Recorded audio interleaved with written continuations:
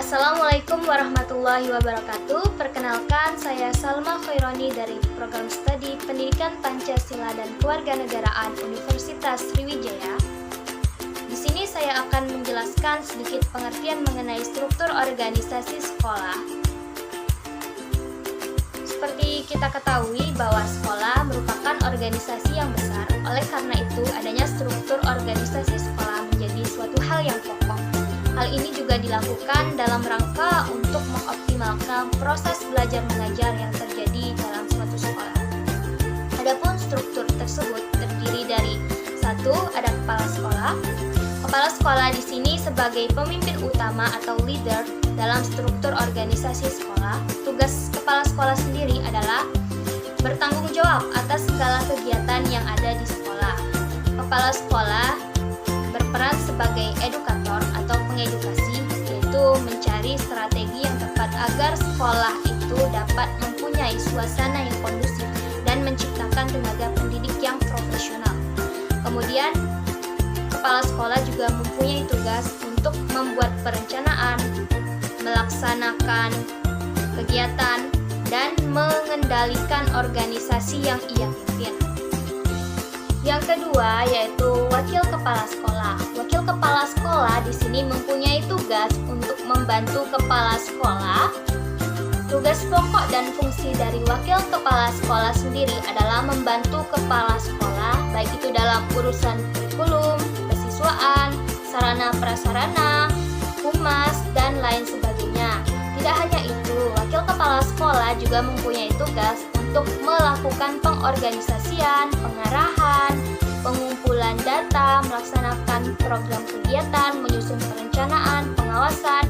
3. Ada bagian kurikulum. Bagian kurikulum di sini mempunyai andil yang cukup besar atas terlaksananya program kegiatan belajar mengajar.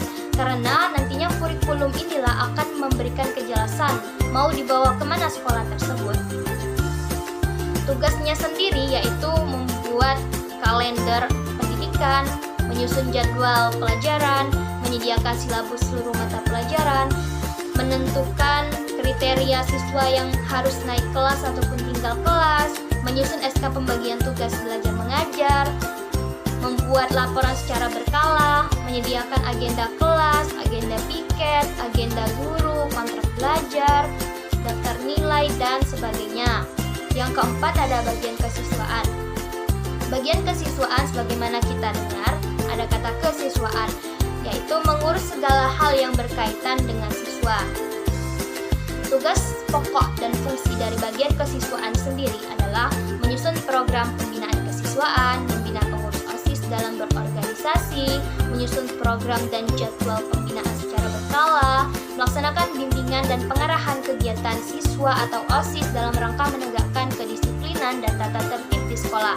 Selain itu juga mempunyai wewenang untuk mengatur mutasi siswa, menyusun program kegiatan ekstrakurikuler, sanggar, dan lain sebagainya. Yang kelima, ada bagian sarana dan prasarana, mempunyai tugas untuk merencanakan kebutuhan sarana dan prasarana dalam rangka untuk menunjang proses kegiatan belajar mengajar, merencanakan program pengadaan barang dalam hal ini seperti misalnya kursi, meja, dan sebagainya. Kemudian mengatur pemanfaatan sarana dan prasarana, mengelola perawatan, perbaikan, dan pengisian, mengatur pembukuan, dan menyusun laporan. Yang keenam ada humas. Di sini humas mempunyai tugas untuk mengatur dan mengembangkan hubungannya dengan komit dan peran komit, menyelenggarakan bakti sosial, karya wisata, menyelenggarakan pameran hasil pendidikan, menyusun laporan, dan sebagainya. Yang ketujuh ada guru mata pelajaran. Sebagaimana kita tahu, guru mata pelajaran ini juga mempunyai tugas yang penting ya. Semuanya sebenarnya mempunyai tugas yang penting. Akan tetapi kita tahu guru mata pelajaran ini harus mempunyai andil juga, apalagi di sini berkaitan dengan pengajaran yang akan diberikan kepada siswa. Guru mata pelajaran mempunyai tugas untuk membuat perangkat pembelajaran, melaksanakan kegiatan pembelajaran, melakukan penilaian, menyusun laporan hasil belajar, dan sebagainya. Kemudian yang kedelapan ada bagian tata usaha. Bagian tata usaha di sini mempunyai tanggung jawab berkaitan dengan proses administrasi serta keuangan sekolah. Adapun tugas dari bagian tata usaha ini yaitu merancang program kerja bagian tata usaha, memberikan pengawasan, membuat laporan terkait peredaran uang di sekolah, menyusun administrasi siswa yang keluar ataupun masuk, memberikan pelayanan naskah dinas, kearsipan, pengetikan, penggandaan, pendistribusian, inventarisasi, dan sebagainya. Yang kesembilan ada guru bimbingan dan konseling atau guru BK. Guru BK di sini juga mempunyai tugas untuk menyusun program dan pelaksanaan bimbingan serta konseling, melakukan koordinasi dengan wali kelas dalam rangka untuk mengatasi permasalahan yang dihadapi oleh siswa mengenai kesulitan belajar dan sebagainya, memberikan saran dan pertimbangan kepada siswa dalam memperoleh gambaran tentang langkah pendidikan dan langkah pekerjaan apa yang harus dilakukan sesuai dengan potensi dari siswa itu sendiri. Kemudian mengadakan penilaian pelaksanaan bimbingan dan konseling, menyusun laporan pelaksanaan bimbingan dan konseling, dan sebagainya.